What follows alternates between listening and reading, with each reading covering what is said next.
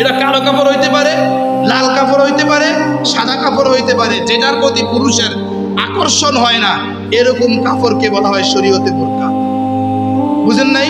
এখন তো আলহামদুলিল্লাহ আমরা আমাদের মেয়েদেরকে বোরকা গিফট দেই। যত টাইট হয় বোরকা, যত বুকগুলো স্পষ্ট বোঝা যায়, যত আমার মেয়ের শরীরটা স্পষ্ট যুবক দেখতে পারে, এরকম বোরকাগুলো আমরা উপহার দিই, কিনে দিই।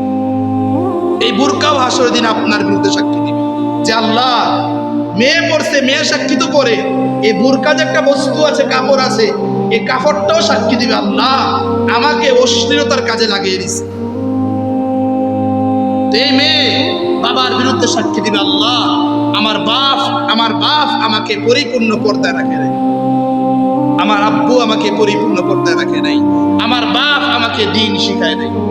দ্বিতীয়ত, যদি কাহারো ঘরের মধ্যে বড় ভাই থাকে, এই বড় ভাইয়ের বিরুদ্ধে স্পষ্ট ওই বোন সাক্ষী দিবে যে আল্লাহ আমার ভাই বুঝছে, বুঝার পরেও আমাকে পর্দার মধ্যে রাখে না। ভাইয়ের বিরুদ্ধে সাক্ষী দিবে, তখন ভাই বাঁচার কোনো সিস্টেম নাই। তৃতীয়ত, স্বামীর বিরুদ্ধে স্ত্রী সাক্ষী দিবে। বলেন কার বিরুদ্ধে? স্বামীর বিরুদ্ধে কে সাক্ষী দিয়ে? বলেন স্ত্রী। একটা মেয়েকে ছোট থেকে বালেগ হওয়ার পরে বিবাহ দেওয়ার আগ পর্যন্ত এই মেয়ের দায়িত্ব হলো বাবার কাছে। বাবা এই মেয়েকে দেখভাল করে সম্পূর্ণ দিন শিক্ষা দিয়ে আরেকটা দিনদার ছেলের হাতের মধ্যে তার মেয়েকে পৌঁছিয়ে দিবে। টাকা না। হাদিসে রাসূল আকরাম সাল্লাল্লাহু আলাইহি সাল্লাম বলেছেন, যখন নাকি তোমরা কোনো ছেলেকে নির্বাচন করতে যাইবা, তখন তোমরা ছেলের মধ্যে 4টা গুণ দেখবা। আবার যখন তোমরা কোনো মেয়ে নির্বাচন করতে যাইবা, তখন মেয়ের মধ্যেও 4টা গুণ দেখবা। তো রাসূল আকরাম সাল্লাল্লাহু আলাইহি সাল্লাম বলছেন, প্রথম দেখো মেয়ের চেহারা সুন্দর কিনা, তার ভিতরে সৌন্দর্য আছে কিনা, তার সম্পদ আছে কিনা, তার বংশটা ভালো কিনা। এই 3টা দেখার পরে নবীজি বলছেন ফাসফুর ফিদ্দিন, তারপরে দেখো সে কতটুকু দিন মেনে চলে। যদি দেখো তার চেহারা কুশ্রী, একেবারেই সে মেয়েটা কালো, তার সম্পদ নাই, ফকিন্নির মাইয়া, তার বংশের কোনো ধাস নাই, বংশের কোনো সম্মান নাই, এই 3টাকে বাদ দিয়ে যদি দেখো তার ভিতরে দিন আছে, নবীজি বলছে তাকে তুমি বিবাহ করো, তোমার সংসার সুখের হয়ে যাবে। আর এক হাদিসে রাসূল আকরাম সাল্লাল্লাহু আলাইহি সাল্লামের মেয়ের জামাই আলী কাররামাহুল্লাহু ওয়াজহাকে একজন সাহাবী প্রশ্ন করেছে, আলী, সবচেয়ে পৃথিবীতে সুখময় বস্তু কোনটা? বুঝেন নাই? আমরা তো মনে করি সুখময় বস্তু মানে 10 বছর বিদেশ করা, 20 বছর বিদেশ করার পরে কোনো মতে একেবারে কষ্টে বিষ্টে একটা বিল্ডিং করা, চিকেন রুম দিয়া, চিকেন কিছু দিয়া। বুঝেন নাই? আলীকে প্রশ্ন করছে, আলী, পৃথিবীতে সবচেয়ে সুখের বস্তু কোনটা? আলী বলছে, সাহাবীরা শোনো, পৃথিবীতে সবচেয়ে সুখের বস্তু হলো যে নেককার দিনদার স্ত্রী। এর চাইতে সুখের কোন বস্তু আল্লাহ পৃথিবীতে সৃষ্টি করে নাই। এজন্য আরেক riwayate আসছে, যদি কেউ সুখ পেতে চায়, বাইরে কোথাও সুখ নাই, তাহলে সে সামান্য সময়ের জন্য হলেও সে তার স্ত্রীর সাথে সাক্ষাৎ করে আসুক।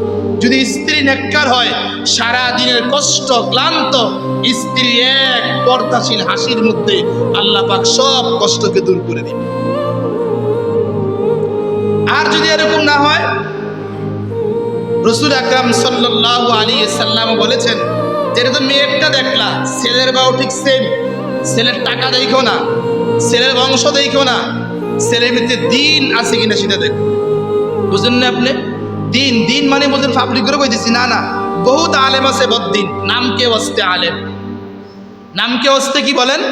একেবারে নাম মানুষ কইছে আর কি, 2-1 কলম পড়ছে, 2-1 কলম পড়া বুঝেন নাই, 2-1 কলম পড়ছে, এই তারে মানছে আলেম করে কি? এরকম আলেম না, এরকম আলেম তো বদ্দিন। তার ভিতরে মানুষ তাকে আলেম বলে, কিন্তু আল্লাহর দৃষ্টিকোণ থেকে সে আলেম না। আলেম তো তাকেই বলে মান আমিলা বিমা আলিমা আল্লামাহুল্লাহু মা লাম ইয়ালাম, যে যতটুকু জানে যদি ওই অনুযায়ী আমল করতে পারে, আল্লাহ পাক রব্বুল আলামিন তাকে আলেমের মাকাম নসিব করবে। বুঝেন না কথা আপনারা? এই জন্য আজ থেকে যদি আপনি 200 বছর, 300 বছর, 500 বছর আগেও যান, এই বর্তমান প্রচলিত কোনো মাদ্রাসাই ছিল না, 300 বছর আগে কোনো আলেম ছিল না? ছিল। তো তারা আলেম কেমনে হয়েছে? একজন ভালো মুফতি, ভালো আলেমের সংস্রব অর্জন করে নিজে সেই অনুযায়ী আমল করেছে, এজন্য তার নাম হয়ে গেছে আলেম। এজন্য তো ইমাম মুসলিম রাহমাতুল্লাহি আলাইহি তিনি মুসলিমের মুকদ্দমার শুরুতে একটা ওয়াকিয়া, এক ইবারত তিনি আনেছেন। তিনি বলেন, আল ইসনাদু ফিদ্দীন আম্মান তাখুযুনা দীনাকুম। এই তালিবুল ইলমরা, এই মুসলমানের সন্তানেরা, তোমরা দ্বীন কার থেকে শিখবা? যেখানে শিখছে একেবারে এলেম আর গুনাহ মিশ্রিত সে জীবন করতেছে, তার থেকে ভুলো দ্বীন শিখবা না। দ্বীন তো শিখবা তার কাছ থেকে যে এলেম শিখছে সেই অনুযায়ী আমল করতেছে। তাহলে তোমার এই এলেম তোমার দুনিয়াতেও কাজে আসবে, আখিরাতেও কাজে আসবে। এই এলেম সম্পর্কে আলী কাররামাহুল্লাহ ওয়াজহাকে একজন সাহাবীরা প্রশ্ন করছে, এ খলিফাতুল মুসলিমিন আলী, আল্লাহ পাক রব্বুল আলামিন আমাদের তাকদীরে আখিরি পয়গম্বর মুহাম্মদুর রাসূলুল্লাহ সাল্লাল্লাহু আলাইহি সাল্লামকে রেখেছেন, অর্থাৎ ওনার কাছ থেকে আমরা এলেম পেয়েছি। আর আল্লাহ পাক কাফেরদের কিসমতের মধ্যে আল্লাহ সম্পদ বাড়িয়ে দিয়েছেন, তারা সম্পদের মালিক। তারা কিসের মালিক বলেন? এজন্য তো মুসলমানের ঘরে জন্ম হওয়ার পরে ইউরোপ কান্ট্রিতে কি জন্য যায় বলেন তো? বুঝেন না? কি জন্য যায়? সম্পদের জন্য। কি জন্য যায় বলেন না? কথা বলেন না, কি জন্য যায়? সম্পদের জন্য যায়। রাসূল আকরাম সাল্লাল্লাহু আলাইহি সাল্লামকে আল্লাহ পাক মেরাজে নিয়ে বুঝিয়ে দিয়েছেন, বন্ধু, যারা সম্পদের জন্য ইউরোপ কান্ট্রিতে যায়, যারা সম্পদের জন্য দুনিয়া পিছনে দৌড়ায়, এটার পিছনে না দৌড়িয়ে আমি আপনাকে স্পষ্ট বুঝিয়ে দিলাম, 7 আসমান থেকে উপরে এনে আমি স্পষ্ট এটা বুঝালাম, 7 আসমানের উপরে আপনার পা, আর আমি আল্লাহর উপরে আপনার মাথা, এরপরে পা, আপনার পায়ের নিচে 7 আসমান 7 জমিন। বন্ধু, 7 আসমান আর 7 জমিনের নিচে যত সম্পদ আছে সবগুলো আপনার পায়ের ধুলা। সবগুলা বলেন কি? বুঝেন না? সবগুলা কি? তাহলে বোঝা গেছে এলেম সম্পদের চেয়ে অনেক দামি। এলেম সম্পদের চেয়ে অনেক দামি। আলী রাদিয়াল্লাহু তাআলা আনহু তখন এই সাহাবীদের উত্তরে বলছেন, সাধারণত দেখবেন নেককার পরহেজগার যারা একটু আহলুল্লাহ আল্লাহ ওয়ালা মানুষ, যারা আখিরাত নিয়ে ফিকির করে, এরা দুনিয়াতে তেমন কোনো বাড়ি গাড়ি করতে পারে নাই। আপনি যদি আজ থেকে 4-5 বছর আগের ইতিহাস তাকান, বাংলাদেশের ইসলামী সিপাহসালার আল্লামা জুনায়েদ বাবনগরী দামাত বারাকাতুহু সারা বাংলাদেশে উনি হিফাজত ইসলামের আমির ছিলেন। উনি যখন ইন্তেকাল করে তো ওনার বাড়ি দেখতে গেছে, দেখে মাটির ঘর। বুঝেন না কথা? কিসের ঘর? মাটির ঘর। সে তো এলেমের পিছনে তার জীবনকে শেষ করে দিয়েছে, এলেম অর্জন করেছে। তো আলী সাহাবীদেরকে লক্ষ্য করেন, সাহাবীরা শোনো, রদিনা ইসমাতাল জাব্বারি ফিনা লানা ইলমুন ওয়া লিল আদাই মালুন ফাইন্নাল ইলমা নূরুম মিন ইলাহি ওয়া নূরুল্লাহি লা ইউতা লিআসি। রদিনা ইসমাতাল জাব্বারি ফিনা, এ সাহাবীরা শুনো, আল্লাহর ফয়সালা আমাদের জন্য আল্লাহ পাক ইলমকে নির্দিষ্ট করেছেন, আর পক্ষান্তর আমাদের দুশমন যারা, কাফের যারা, বেঈমান যারা, মুশরিক যারা, এদের জন্য আল্লাহ পাক মাল নির্দিষ্ট করে দিয়েছে। এজন্য আপনি আলী রাদিয়াল্লাহু তাআলা আনহুর জীবনী তাকান, উসমান রাদিয়াল্লাহু তাআলা আনহুর জীবনী তাকান, উমর রাদিয়াল্লাহু তাআলা আনহুর জীবনী তাকান, আবু বকর সিদ্দিকের জীবনী তাকান।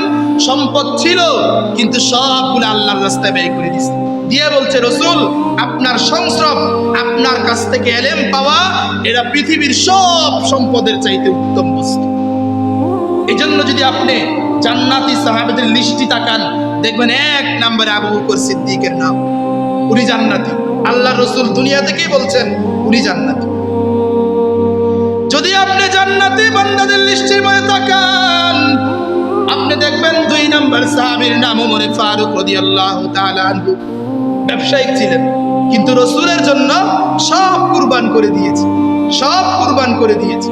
নবীজি সাল্লাল্লাহু আলাইহি সাল্লাম খুশি হয়ে আল্লাহকে বলছে, আল্লাহ, আমি যদি উমর সম্পর্কে এখন কোনো কথা বলি, আপনি কি সেটা কবুল করবেন? আল্লাহ বলছে, বন্ধু, আপনি বল।